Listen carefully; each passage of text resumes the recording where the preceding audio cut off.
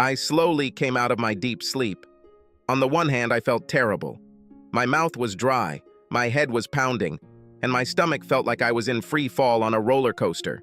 But the warmth I felt in the pit of my stomach, coupled with the sticky wetness between my legs, made it all worthwhile. I managed to open one eye slightly from the terrible glare of the sun. Later, I found out that the day was very cloudy. The thought of being burned by the bright sun could only be explained by my condition. I still squinted from under the hand with which I covered my face. Judging by the condition of my body, including the teeth marks, I really had a very good time. I closed my poor, exhausted eyes and smiled. I had no reasonable or unreasonable explanation for this being such a rare condition these days. My husband, John, and I had not had sex in over 2 months, and had had very little sex for the 6 months before that. This wasn't the case when we first met, literally bumping into each other at work. I was a statistical analyst in an office and juggled numbers. He was a roving inspector, inspecting and eliminating possible safety hazards and code violations. Holy cow, from the very first date, we couldn't keep our hands off each other. I knew exactly why I was so hot for him that I almost broke my rule of not having sex on the first date. John is tall, over 6 feet, with a strong, muscular body that I love to touch. This was combined with blue eyes, blonde hair, and an attractive, masculine face. So almost my only thought was to hold on to him. I was amazed when he took no for an answer that first night. I confessed to my best friend Evelyn that I thought I almost deceived him, only to reject him even though I was so attracted to him. "Listen, Marie," she said. "If he's the right guy, he'll wait." She added thoughtfully, "I don't know if John will agree. He has a good reputation. You could probably sneak it into the closet, but honestly, I don't know if it's right for you." This got me thinking. In general, I decided that Evie knew what she was talking about. Slender, blonde, with a body that she kept in excellent shape, I considered her the most beautiful woman in the company we worked for. And it was 18 floors. She was constantly besieged by guys. There were even a few girls who I saw turn their heads when she walked by. She was definitely superior to me, a thin, black-haired girl whose main attraction was her rather decent legs. God, I even wore glasses, although I used contact lenses most of the time. However, she always had her doubts about John. She never directly said that she didn't like him, but from the moment we started dating, I realized that she didn't think it would work. I didn't tell her the first time John and I made love. I guess I couldn't hide it, because the next morning everything was literally buzzing in my office. She sighed, shook her head, and then I told her everything. Let's start with dinner at the point at a table in a very popular restaurant overlooking the ocean. We then left his car in the parking lot, instead deciding to walk the mile or so along the beach to his apartment, which was also on the ocean. At this moment, Evie laughed, but it was a dull, forced laugh. She patted my hand, said it was great that I had such a wonderful time, but she needed to get back to work, and left. It was so unlike Evie. Maybe she was somehow jealous? I never noticed her being interested in John, but she was upset about something. I decided to find out the reason someday. At that moment, a stupid smile touched my lips, and I leaned back with my eyes closed. As soon as the door closed behind us, I found myself in John's arms. About 4 or 5 inches taller than me, he lifted me into the air, his mouth searching for mine. I wrapped my arms around his neck, my fingers running through his hair as I opened my lips to his probing tongue. The kiss was passionate. We merged together. I dropped my purse, and the heels I had already taken off for our walk on the beach. His arms were wrapped around me, one hand squeezing my ass. I felt a shiver run through my body, and then I realized that he was climbing the stairs next to the door. I thought about wrapping my legs around his waist, but there was something so delicious about just hanging in the air. I drummed my feet in excitement. He kicked the door shut as we stepped out onto a dark balcony overlooking the crashing surf. Kissing me, he laid me down on the lounge chair. Then he stood up and began to undress. I shifted on the thick mattress, my eyes drinking in the sight of his body.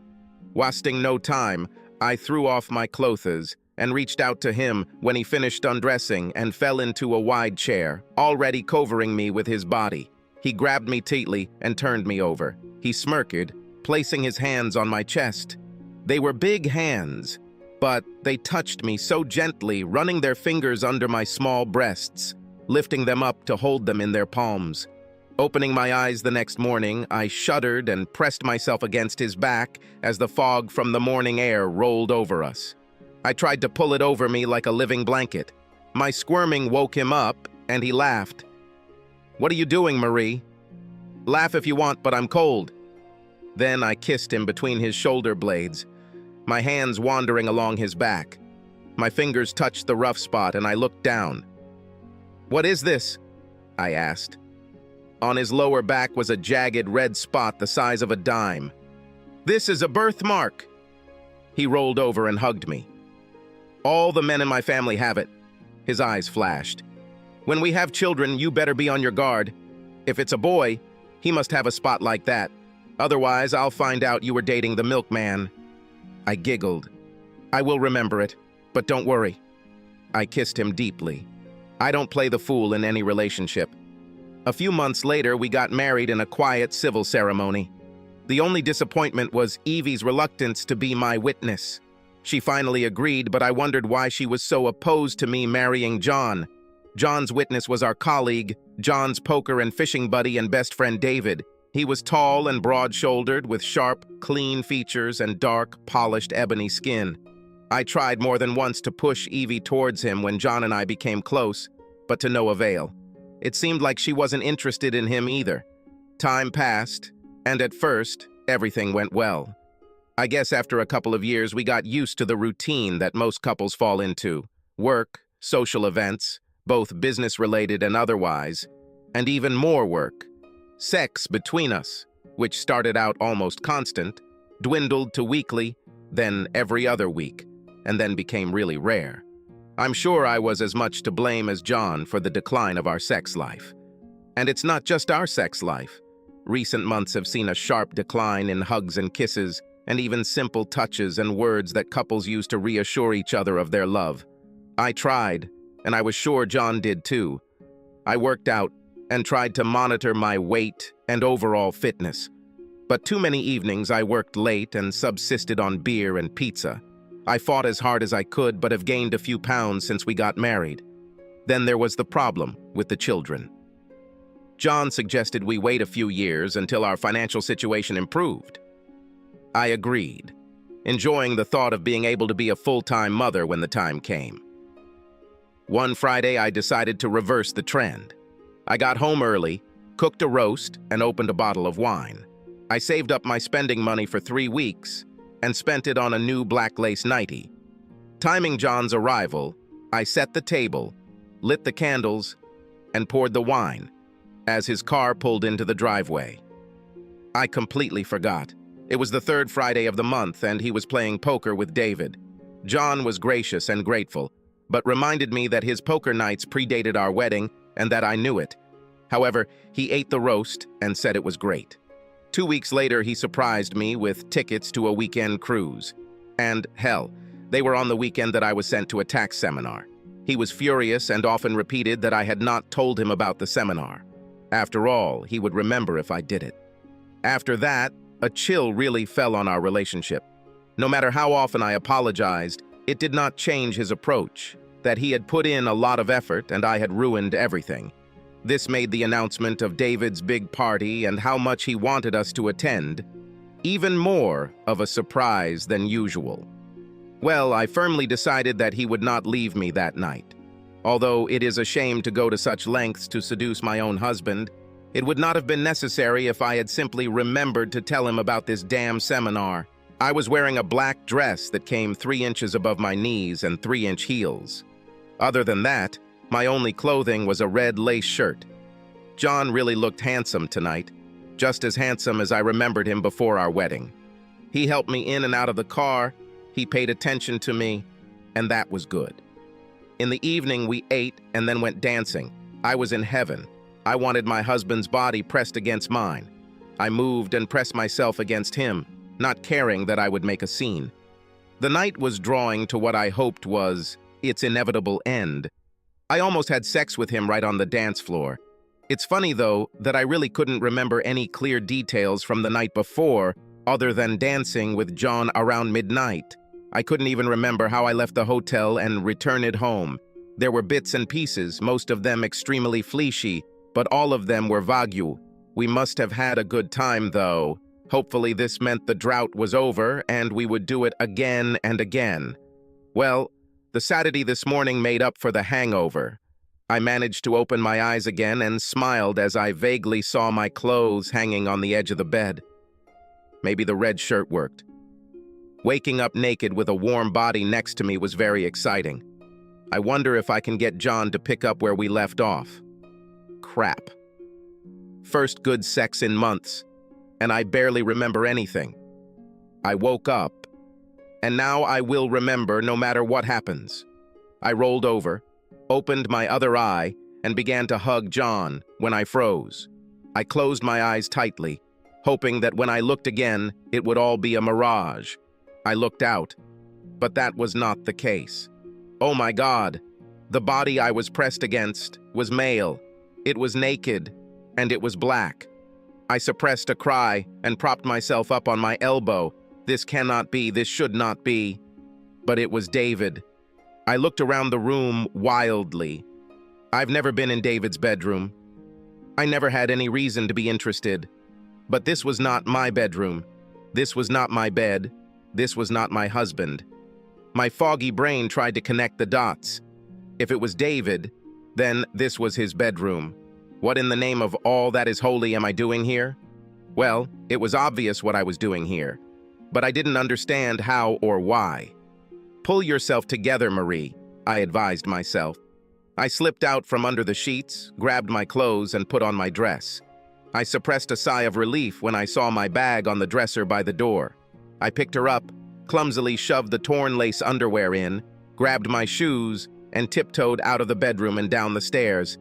I leaned against the wall in the hallway. What the hell do I do now? I had no idea how I got here. How will I get home? And what will I tell my husband?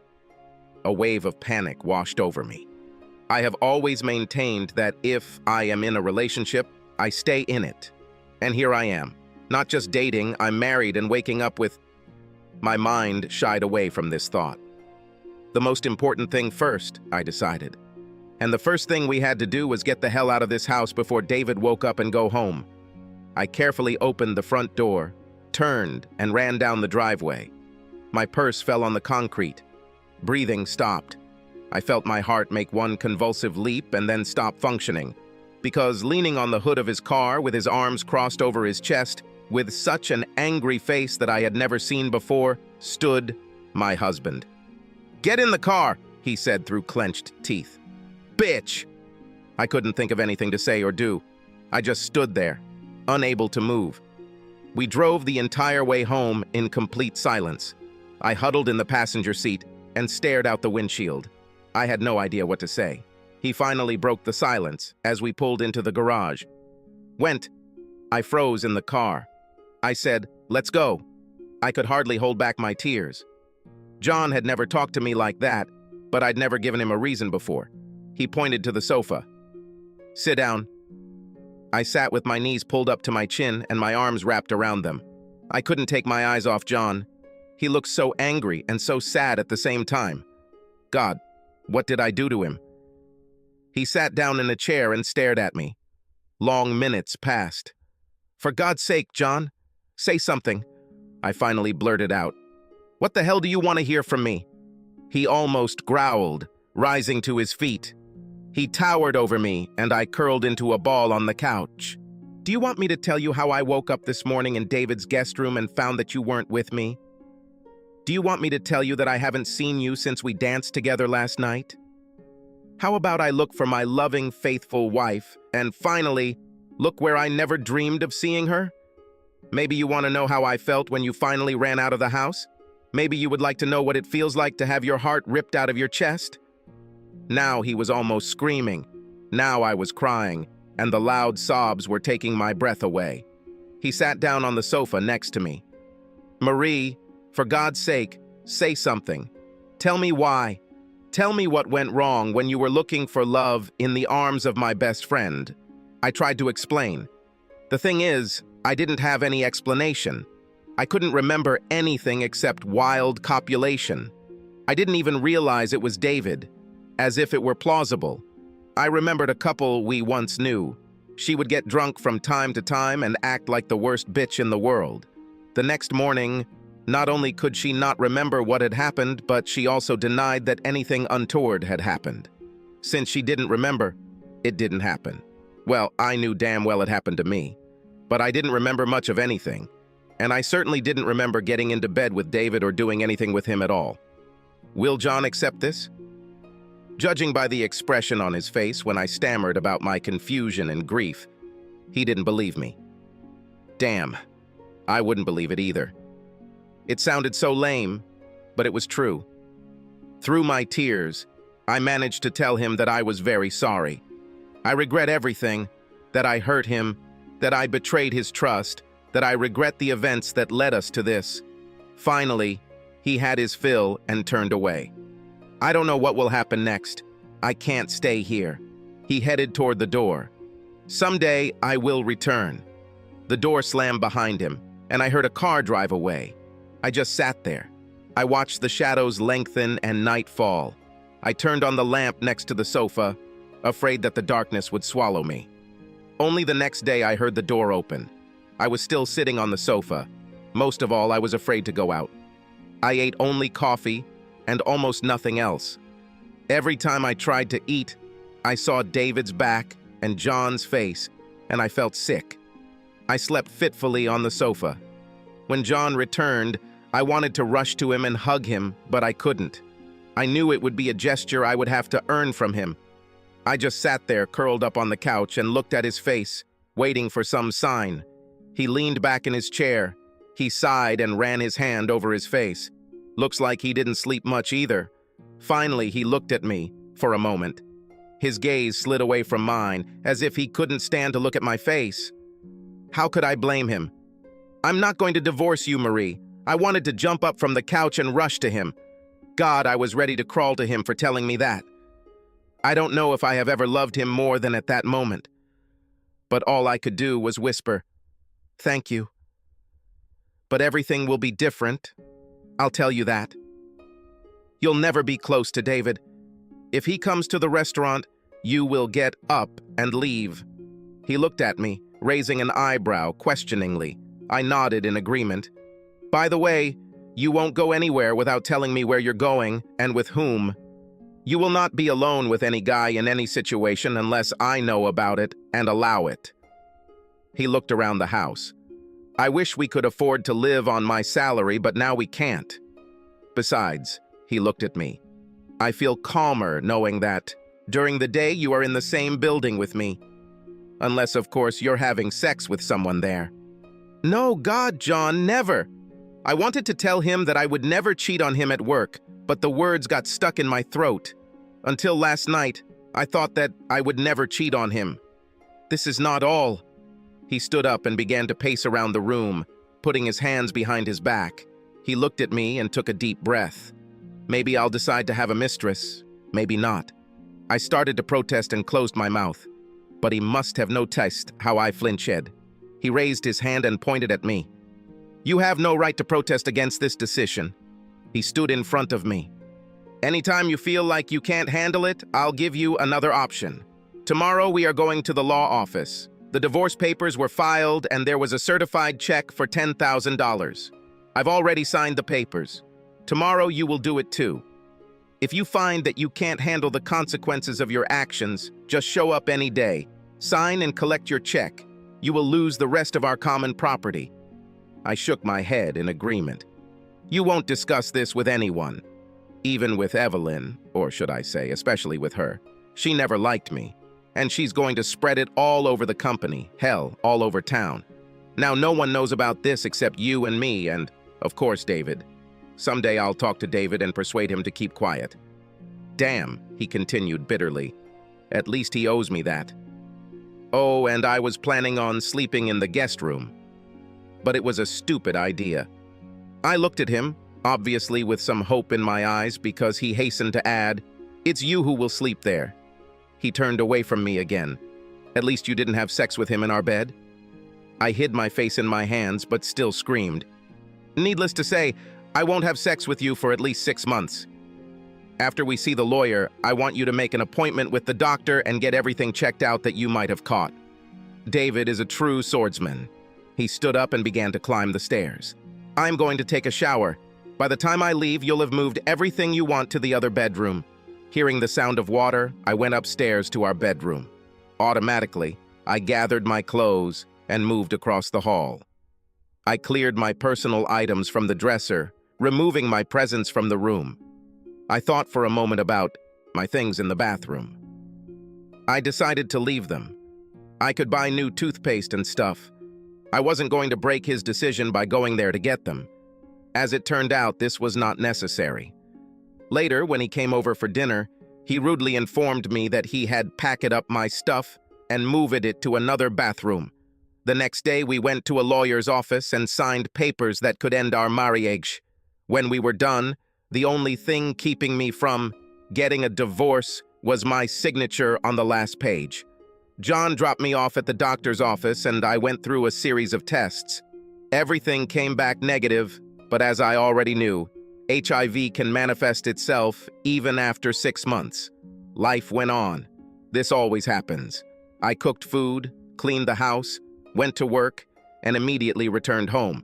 When I had to go to the store, I would call John and tell him where I was going, and I would call him when I got home. I always used the phone in the house, not my cell phone, so that he knew for sure that I was really at home. I never saw David again. I heard rumors that John had gone to see him, and that there was a lot of screaming outside David's office, indicating that they might have gotten into a fight. I didn't try to find out anything else. Evie knew something was wrong from the very first morning at work. She was upset that I refused to tell her. I knew it hurt. We always trusted each other, but I made a promise to John. I had broken one promise to him and was determined not to give him any reason to think that I would break another. She finally stopped asking, simply reassuring me that we would always be friends no matter what. I almost cried, but even weeks after that night, I was still too empty to cry. John treated me politely and correctly, but also kept me at arm's length. There were no words of love, no touches, no hints that reconciliation was getting closer every day. He slipped once. I made his favorite Sunday lunch, and he ate 2 portions of stew and was on his 3rd when he finally pushed the plate away. He groaned with happiness. "Thank you, dear. That was great." I don't know if he hurt himself, but it touched my heart. John continued to commute to work. He continued to go out on Fridays. I knew he wasn't playing poker with David, but he'd apparently found another game. He returned home late at night with the smell of cigar smoke on his clothes and the occasional chip in his pocket. I had to call him one day when I realized I had forgotten a few things at the grocery store that day. He gave me permission and briefly told me not to bother him anymore. I hoped this meant he was starting to trust me again, at least a little. And then the bottom fell out a week later, just when I started to think that maybe we could get through this. John got home just in time. He often worked late, and I closed the computer and books at 4:30 sharp. I agreed on a few swing hours to avoid traffic jams and arrive home or work on time. He went to the buffet in the dining room and poured whiskey into a glass. He walked into the kitchen where I was cooking and added some water and 1 ice cube to his drink. He stood next to me and took a few sips before speaking. He was harsh. "Next week I'm going to Chicago for a conference. I'm going to leave tomorrow and make a vacation out of this. I've made arrangements with Mr. Jackson, the vice president, to take some time off. I'll be gone for 2 weeks, maybe more." He turned and looked out the window. Twice he began to speak, and then fell silent. For the 3rd time he cleared his throat and spoke. "I won't go alone. I won't go alone." These words seemed to echo throughout the house. Now it was my turn to look for the words that haunted me. I was pretty sure he didn't mean me, but I waited for him to say, "Understand.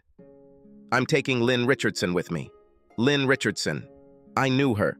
A blonde with sharp features, large breasts, and long legs that she didn't even try to hide. Twice divorced, she was a good risk analyst. But because of the divorces, she would never get very far with Whitaker and Company. Still tightly controlled by the founder and his sons, they were great fans of family togetherness. She had a reputation for enjoying guys and for them enjoying her. I knew that John's family would not be a hindrance to her. I looked at John's face. There was determination in him and perhaps even a hint of anxiety, embarrassment. He knew that I was well aware of what he was going to do during this trip. Yes. I swallowed hard and tried to keep my voice even. Do you want me to take you to the airport? No. I made other preparations. I see. I warned you that this could happen. I know, John. I turned to face him. But John, 2 weeks? 2 weeks with her? Are you punishing me too much? I know you're still hurting, but this will hurt me even more. You go out with someone on purpose and leave me behind.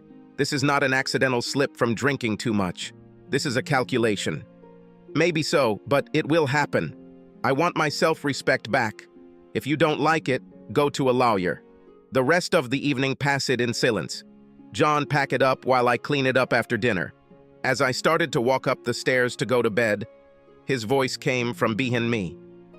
Marie? Maybe when this is all over, it will all be over. Maybe we can get back to where we started. From scratch. I looked at him and nodded. I hope so. The next morning, I lay in bed and listened to John leave. Finally getting up, I got dressed and ate some toast and black coffee before heading to work. At 9 a.m., I called to make an appointment at the nearest clinic. This time, I only needed one test, and I was pretty sure I already knew the answer. I sat in the waiting room, unable to understand what the hell was going on. A nurse came and took me to the examination room. The test took only a few minutes. The doctor came in with a big smile on her face. Congratulations. I'm pregnant, aren't I? I answered quietly. Yes, of course. She seemed stunned. Is this wrong? No, not at all. I smiled at her, stretching my lips in an artificial grimace, behind which there was neither laughter nor happiness. I left with a copy of the report and a card with the date of the next meeting. This was a meeting I never intended to go to. I got into the car and burst into tears. Was there even the slightest chance that the baby was John's? The time frame meant that David was the father, that the child was conceived that night. I shook my head sadly. All the work, all the effort, everything goes down the drain. I had no hope of hiding this from John. Just when the possibility loomed that we could get our marriage back on track, this happened. This will destroy him forever. John had no intention of raising someone else's child. And I didn't know if I could either. For a moment I thought about abortion. No, I immediately rejected this thought. Despite my stupidity, the life growing inside me did nothing wrong. I wouldn't dare dictate to other women, but I couldn't terminate the pregnancy. I drove home slowly. I carefully packed everything I could into my car. Despite the agreement, I felt I deserved the car. I brought her into the marriage. I was going to take her back. The same went for the contents of the savings account that I opened when I first started working. I never closed it, and my pre-wedding savings can give me a nest. And the last thing to do, I went to see a lawyer. He wasn't there, but his bored clerk found the folder and brought the papers for me to sign. He verified my signature and handed me the check. He told me that he would take the papers to the court and file them that same day. Since it was uncontested, the final decree will be issued after 30 days. I stuffed the certified check into the trunk, along with the cashier's check that made up most of my savings account. I left my credit cards in a dresser at my old house. I still had one in my name that I never used but kept open because the financial advisor told us it was important to keep the loan in my name in case something happened to John. Well, something happened. I lost him. I stood by the car and for the last time looked around the city that I had called home for so long. I took a coin out of my jeans pocket and tossed it. Heads go north, tails go south. I climbed into my overloaded car, started the engine, and drove south along the highway. I had absolutely no idea where I was going. I just wanted to be somewhere else. I've been driving on the interstate all day. I drove into a well-lit rest area, and there, Not paying attention to the sign, "Overnight parking prohibited," I fell asleep. Perhaps I should have found a hotel room, but I didn't want to use my credit card until I could arrange for the bill to be forwarded to wherever I ended up. I didn't want to leave a mark. I felt like a fugitive, which in some ways I was. A fugitive from my old life. Surprisingly, I slept soundly and did not wake up until the sun woke me up. I waited for the toilets to open, freshened up, and headed out again. I just followed the highway, heading south and east until I reached the sea, 3 states away from where I started my journey. Here in a small town, I will start my life again. First things first.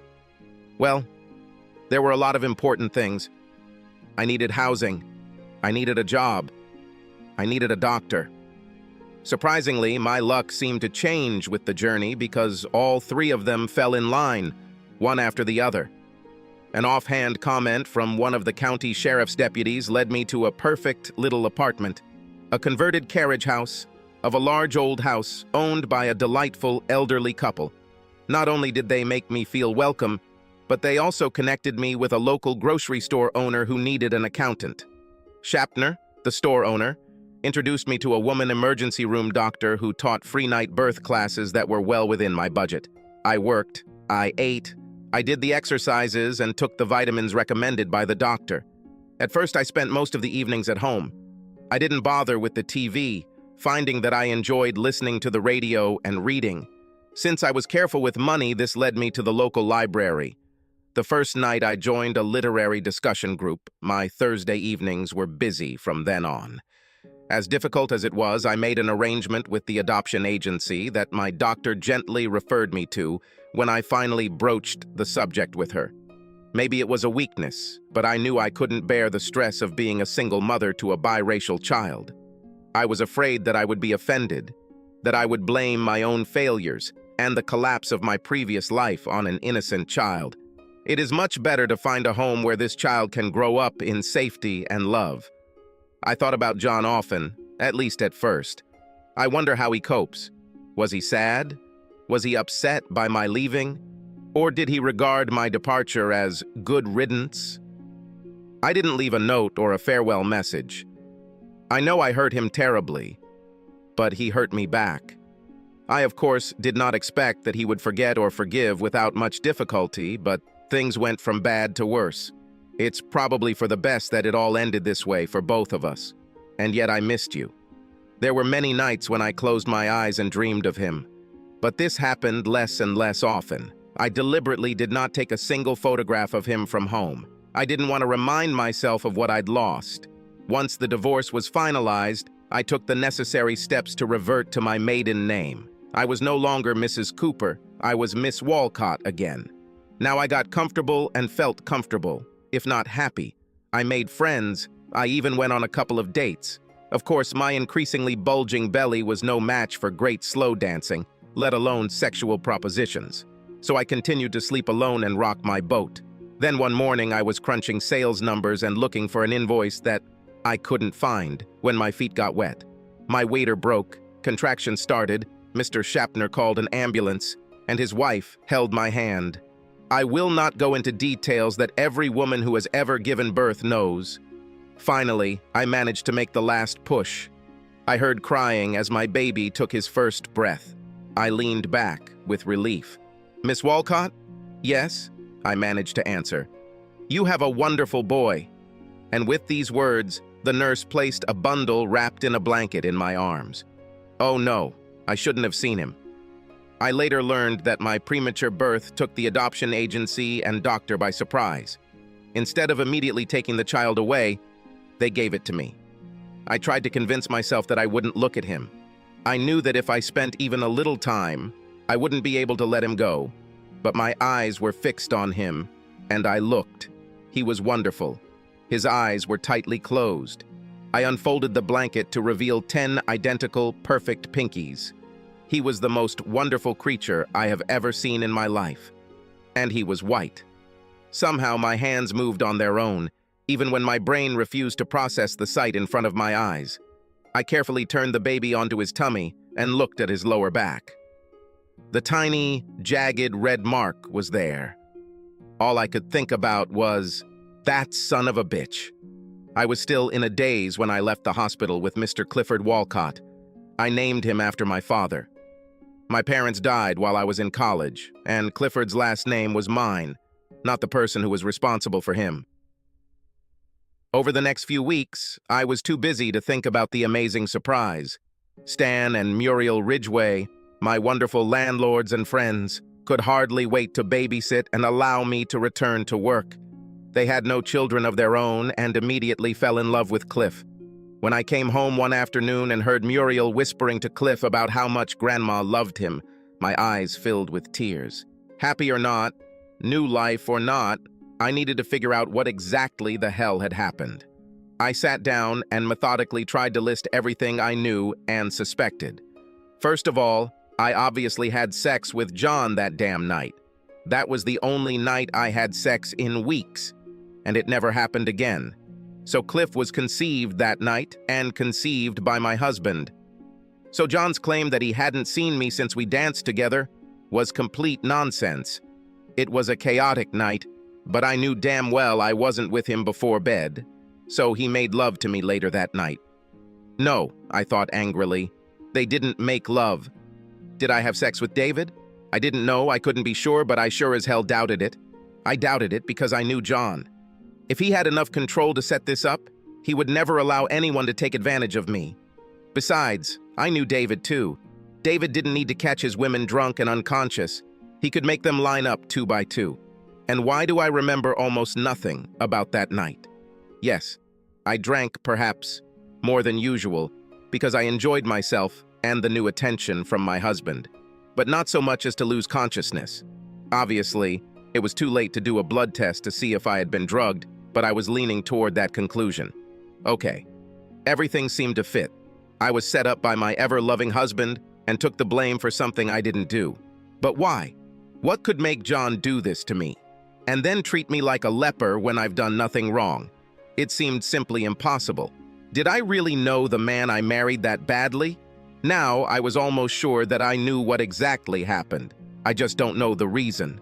Over the next few weeks, I considered various scenarios. Maybe it was some elaborate prank on someone that backfired and everyone ran for cover. Was there any compulsion to do this on the part of John? And perhaps David? I just couldn't think of anything.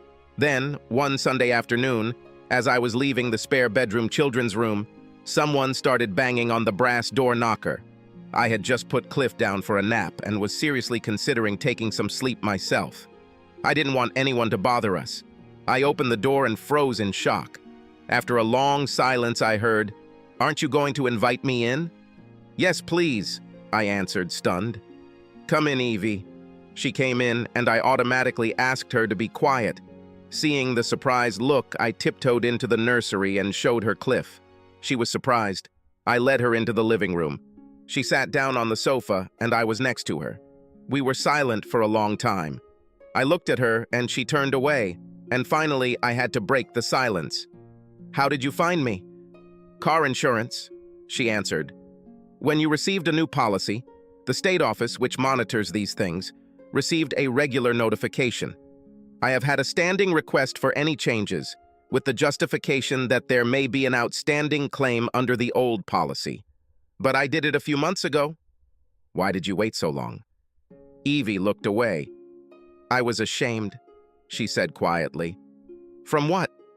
"That when you needed help, I wasn't there.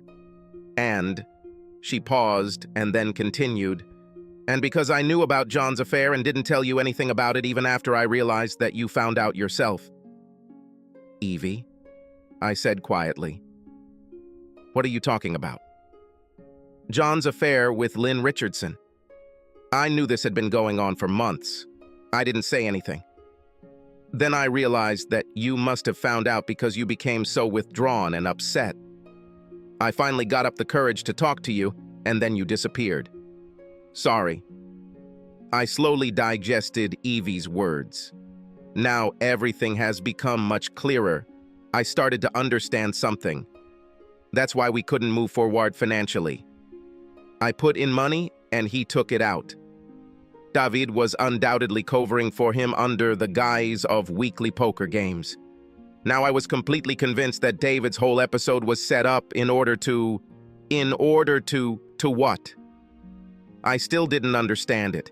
Yes, it made me defensive and allowed him to do whatever he wanted, but he was already doing it anyway.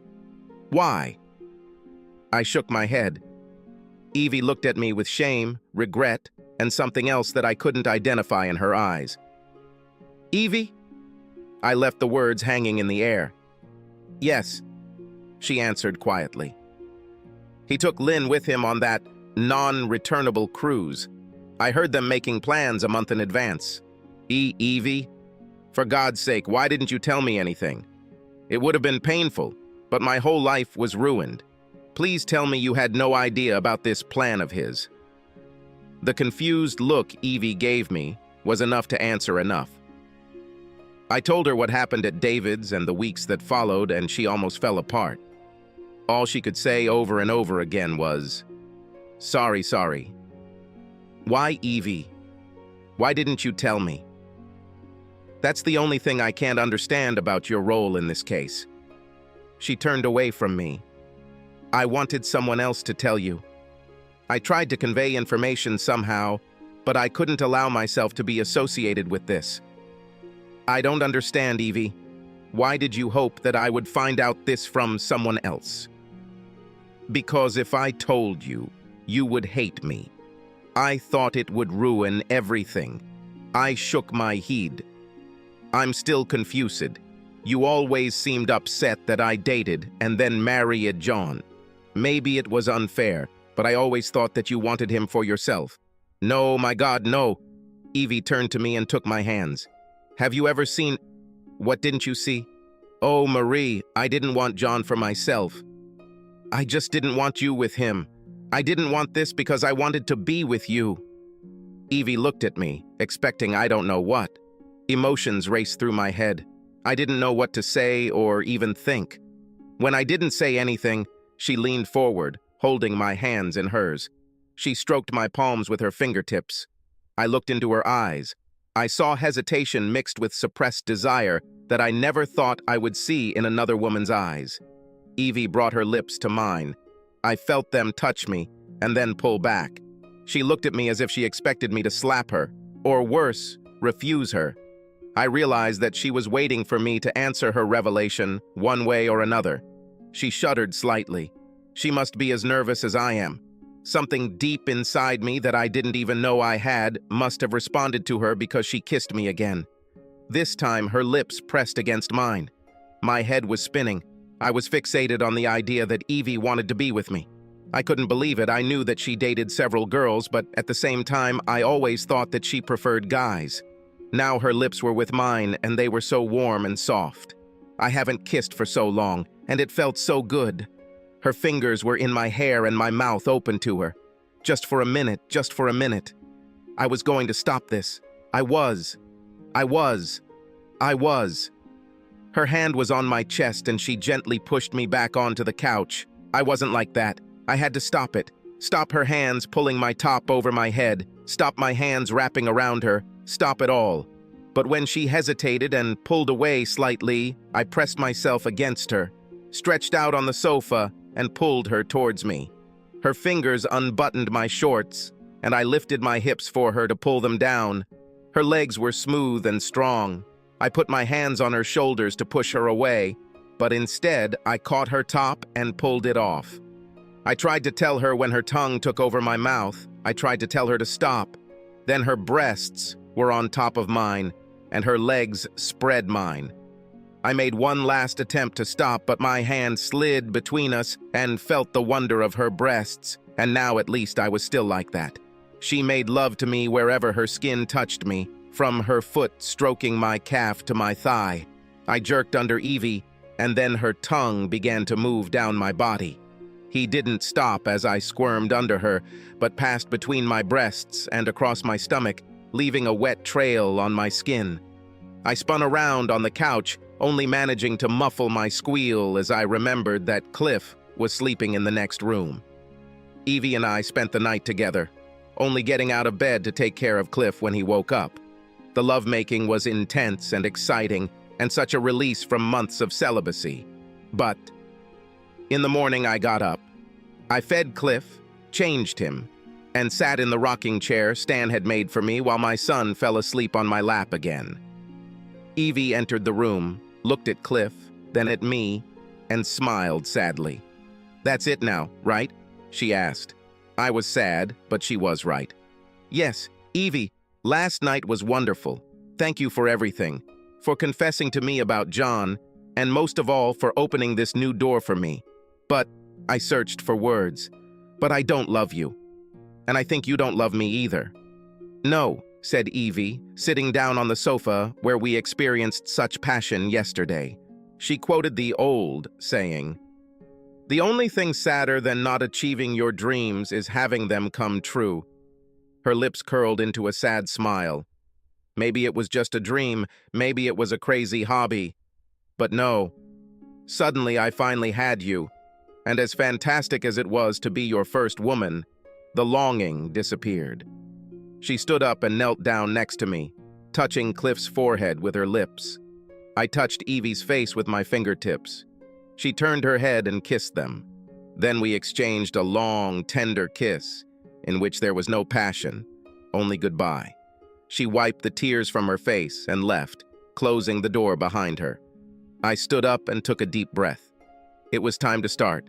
I needed to take a few days off. It's time to go back to where I started and end it all once and for all. I thought about John. I took another deep breath. Fine. I was angry and wanted to stay that way. It's probably funny.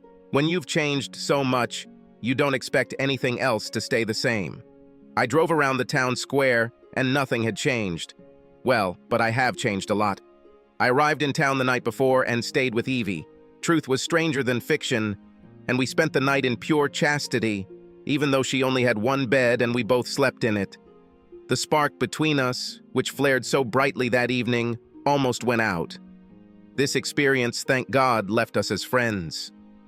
Evie kept an eye on what was going on in the company, especially what John and his sweet little Lynn were doing. What she found out didn't surprise me too much. I spent the morning running errands and meeting some people. I gathered all the information, made several phone calls, and visited the courthouse. I wanted to make sure I had all my stones. I put on a confident expression on my face. I was well aware that I was sick of what was coming, but I was determined not to show it. I drove to my old house, parked on the street, and walked back to sit in one of the two white-painted chairs on the porch. There I waited, trying to remain determined. Finally, John's car arrived.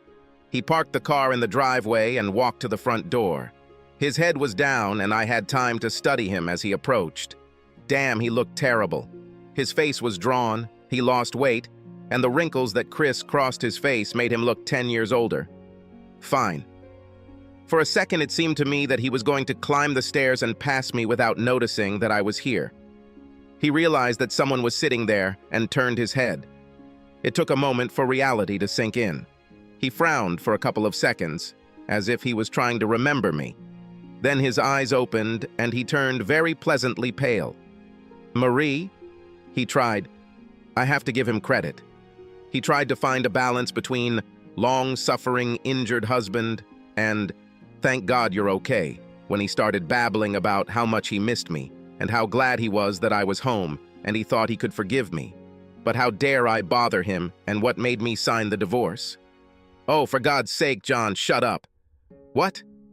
"You can't talk to me like that," he muttered. "Of course I can't. Maybe if I had talked to you like that a long time ago, you wouldn't have had this affair with Lynn, and then you wouldn't have given me a fake affair." John kept trying. "I have no idea what you're talking about. Any so-called romance with Lynn was only after what you did to me. I was ready to forgive you, and you ran away. Damn it, you're really being stubborn. Let's end this shit." I talked to Evie, I talked to Lynn, I talked to David, my lawyer, and yes, I have my own, contacted yours. I picked up the folder with documents. I have copies of their statements, copies of the credit card bills and bank statements that you hid from me, which detail your little encounters with Ms. Richardson in some detail, starting with a hotel date almost 2 months before that night. Now, how about we sit down and continue our conversation? Or would you rather I start screaming right here?" Without another word, he opened the door and I followed him. I walked over to the chair in the very room where he had been so upset almost a year ago. I carefully placed my purse and the thick folder I was holding on the small table next to me and looked at John. He sat down on the couch, and I was struck by the irony of us switching places. Now John had to clear his throat before speaking. "What do you need, Marie?" "I think the first thing I need is some kind of explanation, if there is one." "John, if you were so unhappy with me, why didn't you tell me? I knew we were growing apart and tried my best to solve the problem. But if you didn't want this, why didn't you file for divorce? And for God's sake, why did you do to me what you did that night and then treat me like that? Marie, believe me, when this all started, I had no intention of hurting you." He stopped as I jumped to my feet. I took 2 steps towards him, raising my hand. "You didn't mean to hurt me?" "I don't have to believe such nonsense." I managed to control myself and returned to my place. "Why did you start this affair?" "For no reason, Marie," he replied. "She flirted with me, and I flirted back. I put all the energy I should have put into our marriage into pursuing her. I enjoyed the feeling of being a man in the city again. I pushed you into the far corner of my mind. I made a conscious decision to cheat on you. But I didn't want to lose you," he continued. "I thought it would be a one-shot, and then I'd find a way to make it up to you and you'd never know. And then I felt fascinated. I needed answers. But why such a setup? All these clever tricks to make me feel like the worst wife on earth? And then how you treated me. You knew I was innocent, and yet you seemed to enjoy rubbing my face in the dirt. I thought you understood everything. I was sure that somehow I had given myself away. I knew I had left clues to my behavior. Of course I was guilty, that's why I saw them, although now I understand that you didn't understand that. So I came up with a plan to make you think you cheated. Then I let it get out of control." I nodded, almost sadly now. "Yes, it is." He shook his head. "Incredibly, I began to believe my own invention. I thought about it. I managed to convince myself that maybe you really cheated on me with David. I think it was a case of me thinking that if I'm cheating, then maybe you are too. This eased my guilt. As long as I could make myself a victim in some twisted way, it wasn't hard to keep going. I changed the subject. Do you know why I left? I thought you took everything you could. I thought that maybe you had run away for a while and that I had gone too far. But I thought you would come back. I was ready to forgive you and hope that things would somehow return to normal. You didn't come back and didn't come back. Then I received a divorce decree." He snorted. "The clerk didn't even tell anyone that an application had been submitted. It never occurred to me that you would do this, and I didn't even think to ask. By the way, when I realized what you did, I rushed to Lynn. I told you the whole scheme. She didn't know this. She may have had the morals of an alley cat, but she was horrified by my actions. She kicked me out of her house and hasn't spoken to me since. About me, woman avoid me like I'm infected with the plague. It's not that. I don't deserve it." "I can agree with that," I said bitterly, "but that's not why I left. I'm an old-school stand-by-your-man woman. I left because I was pregnant." John's jaw dropped. "Your setup convinced me that the father is David. Now I know better. Then I should have known better. David is too much of the real man in town you wanted to be to have sex with a passed-out housewife. He would never want me, at least in this state." John looked puzzled at my last remark before returning to the first revelation. "Are you saying that we have a child?" "I have a son," I objected. I don't know what you have. As far as I understand, your participation in Cliff's birth was from a donor, no more than I could have achieved with a tube of chilled sperm." John was so excited that my words flew past him. "Don't you understand, Marie? It changes everything. Now you can go home. Everything will be the same as it was before." I looked at him, contempt oozing from every pore of my body. "Are you saying that now that Lynn left you, you want someone like me back? Well, let me tell you something. If you think that I am still the woman you set up, who you almost destroyed in order to continue your dirty affair, Then you are mistaken. I was just as nervous as John. He flinched and retreated into the sofa cushions as my voice rose to ringing shrapnel. Now, I continued, sit down, shut up, and listen to what I tell you. You insulted me.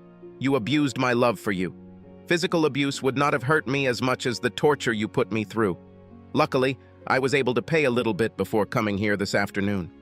What do you mean? John's voice trembled as he stared at me. I smiled sweetly, leaning back in my chair and stretching my legs. Don't you understand yet, John? I already told you that before I came to you, I stopped to talk to David. And it was a wonderful conversation, although I admit we didn't talk much. John's eyes bulged out of his head. He looked at me with disbelief, which turned to horror when I continued. You know, John, damn it. If you wanted me to have an affair, you should have given me one for real with David. Do you have any idea what he's like? When I pleasured him below the belt, he moaned and told me that if he knew what kind of wife you have, he would have taken me from you long ago. It never occurred to him that a simple old white housewife could be like that. Of course, he liked sex with me even more. God, we looked so hot, his shiny black body pinning me to the bed as I screamed for him to never stop. And his endurance. Let's just say I begged him to stop before it was all over. Yes, speaking of children, this time I think he definitely impregnated me. After all, I am at the most fertile point in my cycle. Oh God, no. John covered his face with his hands. I can't believe you did this. I sat up straight in my chair, placing my clenched fists on my hips. Of course I didn't do it, you damn idiot. Do you really think I'm so damn stupid? I just went through a months-long scare, and you think I'm gonna start the cycle again? Also, David, if you haven't heard, met a wonderful girl at his church and is getting engaged. We talked and he apologized over and over again for his role in your stunt. He said, and I believe him, that he had no idea you would go this far. I got up, not feeling very well, and I endured this for many months, unlike your 5 minutes of suffering.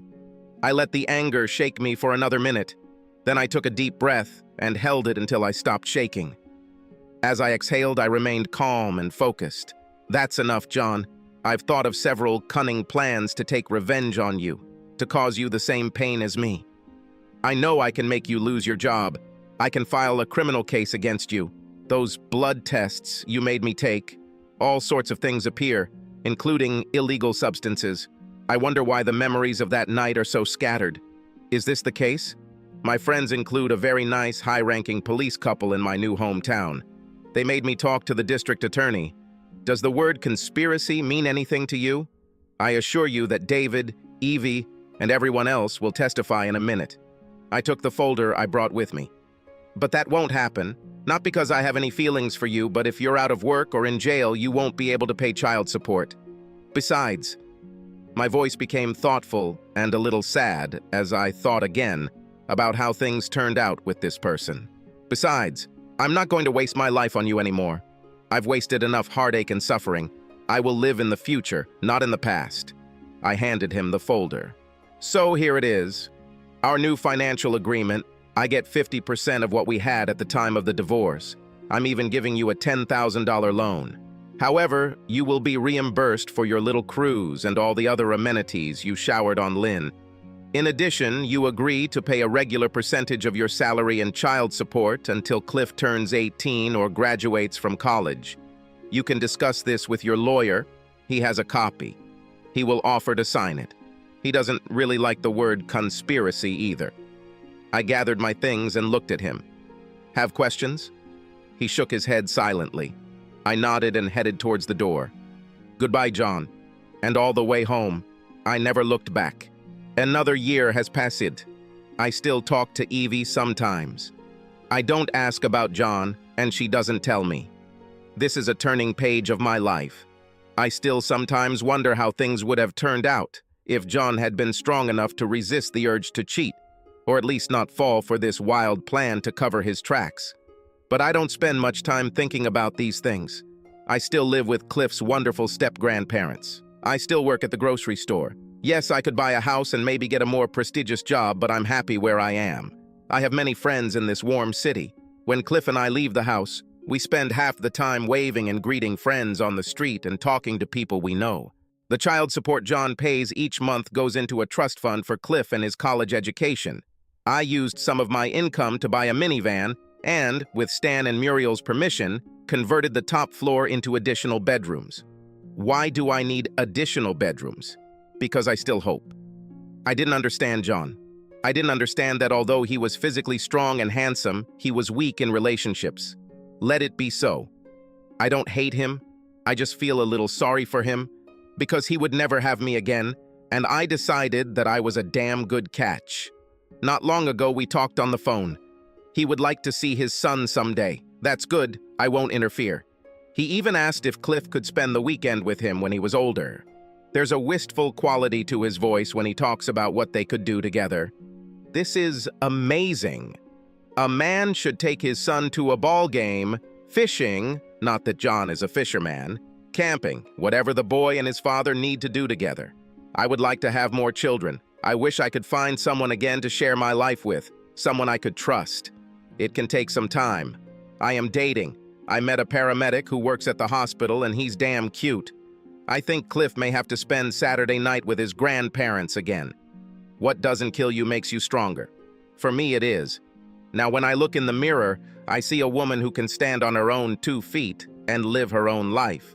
So until I find that person I can walk with, I won't be afraid to walk alone. Subscribe to our channel so that your second chaff doesn't cheat on you, and go ahead and listen to the next story, because this story is nothing compared to the next one. If you're under 18, don't even think about listening to the next one.